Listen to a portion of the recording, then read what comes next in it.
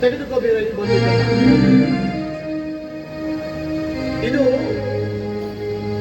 ನನ್ನ ಜೀವವನ್ನ ನಿನ್ನ ಹತ್ರ ಇಟ್ಟಿದ್ದೇನೆ. ಇದನ್ನ ಹೇಗೆ ರಕ್ಷಣೆ ಮಾಡಿಕೊಂಡು ಬರಬೇಕೆಂಬುದು ನಿನಗೆ ಚೆನ್ನಾಗಿ ಗೊತ್ತು. ಆಯ್ತು ಮಾವ.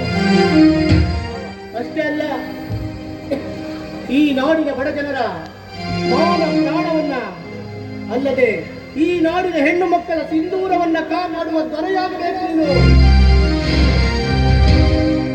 ಆಯ್ತು ಮಾವ, ಇನ್ನು ಮುಂದೆ ನಿಮ್ಮ ಮಾತನ್ನ ಶಿರಸಾವಹಿಸ್ತೇನೆ.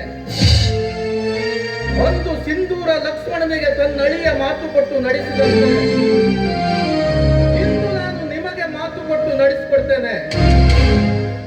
ಸದಾ ಧರ್ಮವನ್ನೇ ರಕ್ಷಿಸುವ ನಿಮ್ಮ ಕಾಯಕಕ್ಕೆ ಇನ್ನು ಮುಂದೆ ನಾನು ಶಕ್ತಿಯಾಗಿ ನಿಲ್ತೇನೆ. ನಿತ್ಯ ಸತ್ಯದ ಮೇಲೆ ಕಾಲಿಟ್ಟು ಮೆರೆಯುವ ರೌಡಿಗಳಿಗೆ ನಾನು ರೌಡಿ ರಾಜನಾಗ್ತೇನೆ. ಸುತ್ತು ಹತ್ತು ಹಳ್ಳಿಯಲ್ಲಿ ನಿಮ್ಮ ಹೆಸರು ಆಕಾಶದ ತನಕ ದಿಗ್ವಿಜಯಬೇಕು.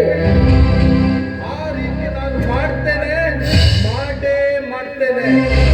ಇದು ಬರೀ ಮಾತಲ್ಲ, ನಿಮ್ಮ ಪಾದ ಸಾಕ್ಷಿಯನ್ನು ಕೇಳುತ್ತೀರ.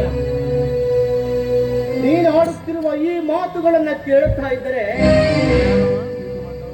ತುಂಬಾ ಸಂತೋಷವಾಗ್ತಾ ಇದೆ ನನಗೆ. ನಾನು ಅದಾವ ಜನ್ಮದಲ್ಲಿ ಯಾವ ಪುಣ್ಯವನ್ನ ಮಾಡಿದ್ದೇನೆಂದು ನನಗೆ ತಿಳಿದಾಗಿದೆ. ಇಂದು ನಾನು ಕಟ್ಟಿದ ಈ ಆಶಾ ಗೋಪುರಕ್ಕೆ ನೀನು ಕಳಸವಾಗಬೇಕು. ಈ ನಾಡಿನ ಶ್ರೀಮಂತರ ಸೊಕ್ಕನ್ನು ಮುರಿದು ಅವರ ಹೆಣದ ಮೇಲೆ ನೀನು ಸೌಧವನ್ನು ನಿರ್ಮಿಸಬೇಕು. ಬಡ ಜನರ ಮಗನ ಪ್ರಾಣವನ್ನು ಕಾಪಾಡಿ ಅವರ ಹೆಗಲಿಗೆ ಹೆಗಲು ಕೊಟ್ಟು ಹೊಡೆದು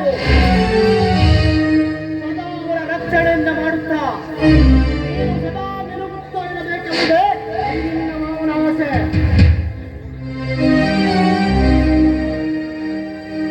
ಅಲ್ವಾ ಶಾಂತ? ನಿಮ್ಮ ಮಾತಂತೆ ನಡೆದುಕೊಳ್ಳಿ. ಸರಿ, ಒಂದು ತುಂಬಾ ಹೊತ್ತಾಯ್ತು. ಹೋಗೋಣ. ಸರಿ ಮಾವ. ನಡಿ.